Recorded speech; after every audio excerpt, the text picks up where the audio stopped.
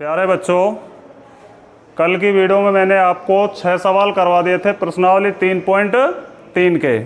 इसके बाद 7वां सवाल है आपका 3x² माइनस 2 अंडा रूट 6x प्लस 2 बराबर 0। नियम वही है आपका, 3 का गुणा हम किससे करेंगे? 2 से करेंगे, जो अचर पद है। 3 दूनी 6। 6 के ऐसे टुकड़े करने हैं कि जोड़ने घटाने पर 2 अंडा रूट के 6 आ जाए और गुणा करने पर भी 6 आ जाए। यहाँ किस में आ रही है संख्या? अंडा रूट में आ रही है। किस में आ रही है? अंडा रूट में। तो हम 6 को लिख सकते हैं अंडा रूट 6 गुणा अंडा रूट 6, और माइनस में भी इसको लिख सकते हैं माइनस अंडा रूट 6 माइनस अंडा रूट 6। तो माइनस अंडा रूट 6 का माइनस अंडा रूट 6 से गुणा करेंगे तो क्या आ जाएगा? प्लस का 6 आ जाएगा। तो इसके टुकड़े हो जाएंगे माइनस अंडा रूट 6 और माइनस अंडा रूट 6। तो टुकड़े कर लिए हमने। 3x² माइनस अंडा रूट 6x माइनस अंडा रूट 6x और प्लस 2 बराबर 0। ध्यान दीजिए, अंडा रूट में संख्याएं हैं, आपको कोई परेशानी नहीं हो, आपको कोई समस्या नहीं आए, इसलिए मैं इन संख्याओं को भी अंडा रूट में ही तोड़ रहा हूं। तो 3 को हम लिख सकते हैं अंडा रूट 3 गुणा अंडा रूट 3 x²। 6 को लिख सकते हैं अंडा रूट 3 गुणा अंडा रूट 2 x। इसी तरह इस अंडा रूट 6 को भी लिख सकते हैं अंडा रूट 3 गुणा अंडा रूट 2 x, और 2 को भी हम लिख सकते हैं अंडा रूट 2 गुणा अंडा रूट 2 बराबर 0 बराबर 0। अब दो संख्याओं में हम क्या लेंगे? कॉमन लेंगे। तो इन दोनों में क्या समान संख्या है? देखिए, अंडा रूट 3 समान है और एक x समान है। क्या समान है? x लिख दिया। यहाँ अंडा रूट 3 बचा और एक x बच गया, माइनस अंडा रूट 2। इन दोनों में क्या समान है? अंडा रूट 2 समान है। तो यहाँ बचा अंडा रूट 3x और यहाँ प्लस का चिन्ह है, यहाँ माइनस का चिन्ह है। तो यहाँ किसका चिन्ह आएगा? माइनस का। और क्या बच गया? अंडा रूट 2 बराबर 0। अब देखिए दोनों में क्या समान है? अंडा रूट 3x माइनस अंडा रूट 2। यहाँ बचा अंडा रूट 3x, यहाँ माइनस अंडा रूट 2 बराबर 0। अब इनको अलग अलग हम किसके बराबर कर देंगे? 0 के बराबर करेंगे। अर्थात अंडा रूट 3x माइनस अंडा रूट 2 बराबर है 0 के। तो अंडा रूट 3x बराबर अंडा रूट 2 और x बराबर अंडा रूट 2 बटा अंडा रूट 3, या हम इसको ऐसे भी लिख सकते हैं अंडा रूट 2 बटा 3। और अंडा रूट 3x माइनस अंडा रूट 2 बराबर है 0 के। तो दोनों मान समान आएंगे। अंडा रूट 3x माइनस बराबर, इसको इधर ले जाओ, प्लस में हो जाएगा, और x बराबर आ जाएगा अंडा रूट 2 बटा अंडा रूट 3, यानी ये मान आ जाएगा अंडा रूट 2 बटा 3। तो इसके जो हल है, इस समीकरण का हल जो आ जाएगा अंडा रूट 2 बटा 3। दोनों मान कैसे आएंगे? समान आएंगे। दोनों मान कैसे आएंगे? समान। इसके बाद आपका सवाल 8वां है, x² प्लस 8x प्लस 7 बराबर 0। ये सवाल आपको करना है।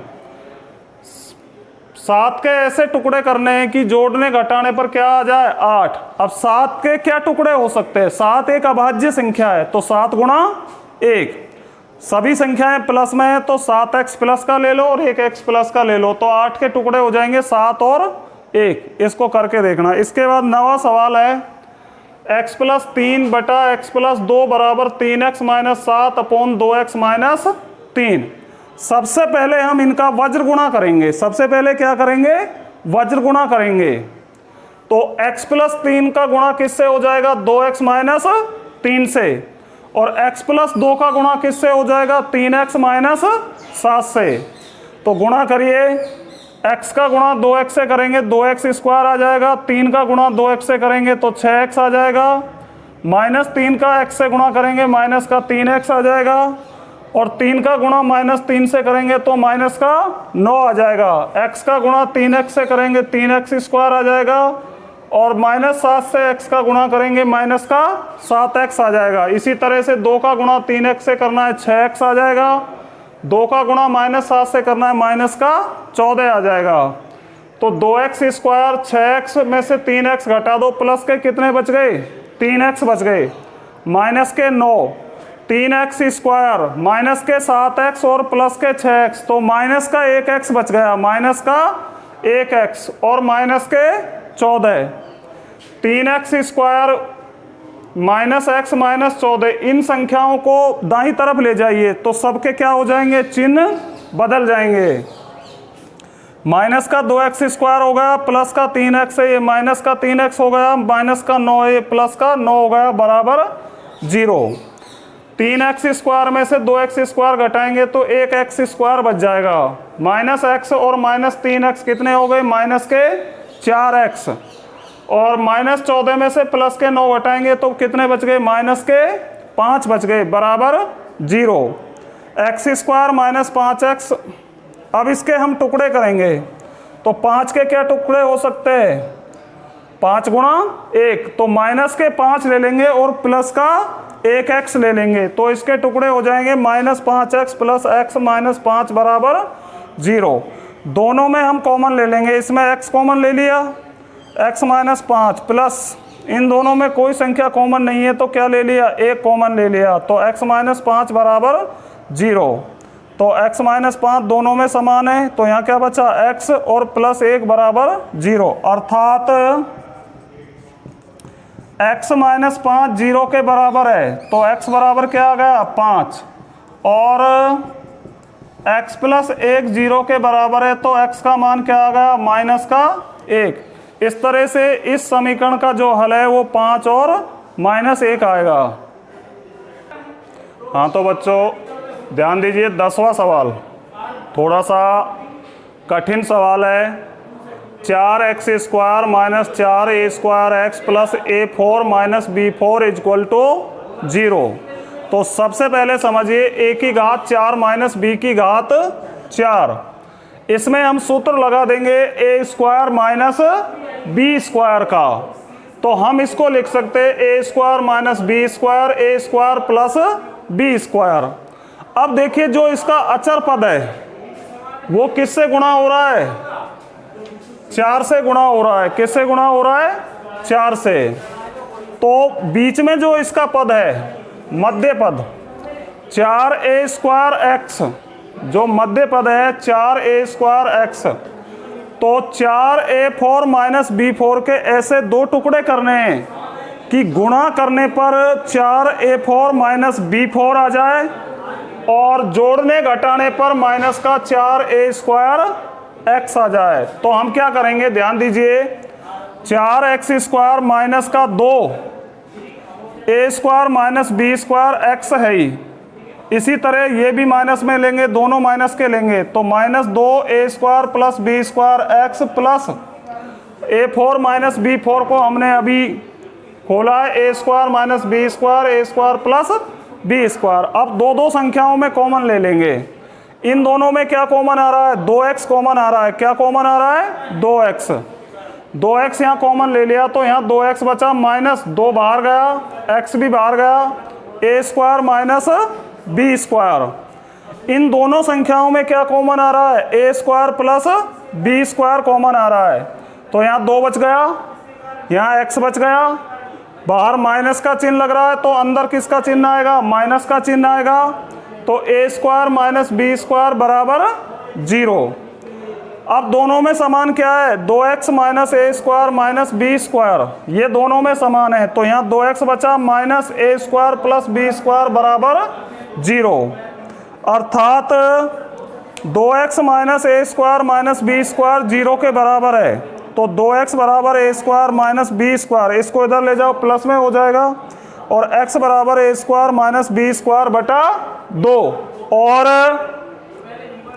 2x minus a square plus b square बराबर 0, तो 2x बराबर a square plus b square और x बराबर a square plus b square बटा 2। तो इसके दो मूल आ जाएंगे, a square plus b square बटा 2 और a square minus b square बटा 2। इसी तरह से आपका 11वां सवाल है, ए B X square plus B square minus A C X minus B C बराबर 0। इसको कोष्टक को हटा दीजिए, तो कोष्टक हटाएंगे, A B X square plus B square X minus A C X minus B C बराबर 0। देखिए इन दोनों में समान संख्या कौन सी है, तो इन दोनों में समान है, एक तो b समान है और एक x समान है। तो यहाँ क्या बचा, ax प्लस b। इन दोनों में क्या समान है, c समान है। तो ax यहाँ माइनस का चिन्ह है, बाहर भी माइनस का है, तो ये किसका हो जाएगा, प्लस का हो जाएगा, बराबर 0। अब दोनों में देखिए क्या समान है, ax प्लस b। यहाँ क्या बचा, bx बच गया माइनस c बराबर 0। अर्थात ax प्लस b बराबर है 0 के, तो ax बराबर माइनस का b और x बराबर माइनस b अपॉन a, और bx माइनस c बराबर है 0 के, तो bx बराबर माइनस c को इधर ले जाइए, प्लस में हो जाएगा, और x बराबर c अपॉन b। इस तरह से 11वां जो सवाल है उसमें जो द्विघात समीकरण आपको दी हुई है उसके मूल आ जाएंगे माइनस बी अपॉन ए और x बराबर c अपॉन b। इस तरह से आपको मूल ज्ञात करने हैं। हाँ तो बच्चों, द्विघात समीकरण को आपको प्रश्नावली 3.3 में मैंने आपको गुणनखंड विधि बताई थी। इसके बाद जो विधि है द्विघात समीकरण ax square plus bx plus c बराबर 0 का पूर्ण वर्ग बनाने की विधि से हल। इसमें 4-5 स्टेप है, ये आपको ध्यान रखने हैं। अगर ये आपने ध्यान रख लिए तो आपका सवाल जो है वो गलत होगा ही नहीं। तो पहला स्टेप है एक्स स्क्वायर के गुणांक। यदि एक्स स्क्वायर के आगे कोई संख्या है तो एक्स स्क्वायर के गुणांक का समीकरण के प्रत्येक पद में भाग देते हैं। एक्स स्क्वायर के गुणांक का समीकरण के प्रत्येक पद में क्या देते हैं, भाग। यहाँ देखिए a x square plus b x plus c बराबर 0, तो एक्स स्क्वायर का गुणांक क्या है, ए। एक्स स्क्वायर का गुणांक क्या है, ए। तो ए का समीकरण के प्रत्येक पद में हम क्या देंगे, भाग देंगे। उसके बाद दूसरा स्टेप, अचर पद का दक्षिण पक्ष में पक्षांतरण करते हैं। जो आपका अचर पद है, यहाँ कौन सा अचर पद, सी, तो सी को हम दाईं तरफ ले जाते हैं। प्लस का है तो माइनस में हो जाएगा, माइनस का है तो प्लस में हो जाएगा। इसके बाद तीसरा जो स्टेप है, x के गुणांक का आधा करके, x का गुणांक जैसे मान लो यहाँ b है, तो b का आधा करके b/2 उसका वर्ग b/2 का होल स्क्वायर समीकरण के दोनों पक्षों में जोड़ देते हैं। उसके बाद देखिए लास्ट जो स्टेप है, बाएं पक्ष को पूर्ण वर्ग बनाकर द्विघात समीकरण का हल ज्ञात करते हैं। आपको मैं ये विधि प्रश्नावली 3.4 कराऊंगा, तो उसमें आपको बताऊंगा कि किस तरह से आपको हल निकालना है। तो ये 4 स्टेप जो है आप ध्यान रखना। इसके बाद देखिए अगला जो सूत्र है आपका, श्रीधर आचार्य विधि द्विघाती सूत्र से हल।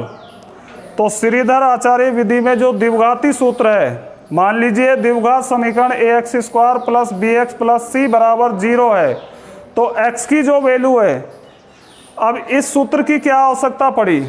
सवाल तो हमारा गुणनखंड विधि से भी हो रहा था, सवाल हमारा पूर्ण वर्ग बनाने की विधि से भी हल हो रहा है, तो श्रीधर आचार्य विधि की क्या आवश्यकता पड़ी। श्रीधर आचार्य विधि ने इसी विधि को, जो पूर्ण वर्ग बनाने की विधि है, इसी विधि को एक सूत्र के रूप में पिरो दिया।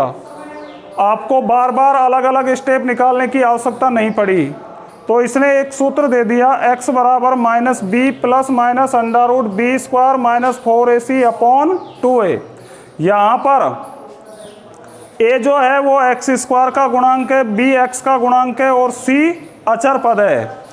और ये जो है बी स्क्वायर माइनस 4ac, इसको विविक्त कर भी बोलते हैं, विवेचक भी कहा जाता है, इसको कैपिटल डी से भी लिखा जाता है, बराबर बी स्क्वायर माइनस 4ac।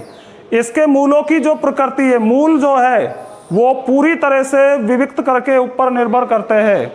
तो मूलों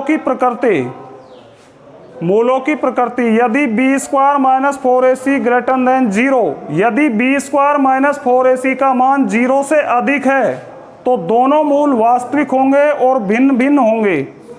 जो हम दो मूल ज्ञात करेंगे वो वास्तविक भी होंगे और भिन्न भिन्न भी होंगे। यदि बी स्क्वायर माइनस 4ac बराबर है 0 के, यदि बी स्क्वायर माइनस 4ac का मान 0 के बराबर है तो दोनों मूल वास्तविक होंगे और समान होंगे। और तीसरी जो प्रकृति है, यदि B square minus 4ac less than 0 है तो दोनों मूल वास्तविक नहीं होंगे, यानी वास्तविक मूल विद्यमान नहीं होंगे। तो पूरी तरह से जो द्विघाती सूत्र है वो बी स्क्वायर माइनस 4ac के ऊपर निर्भर करता है।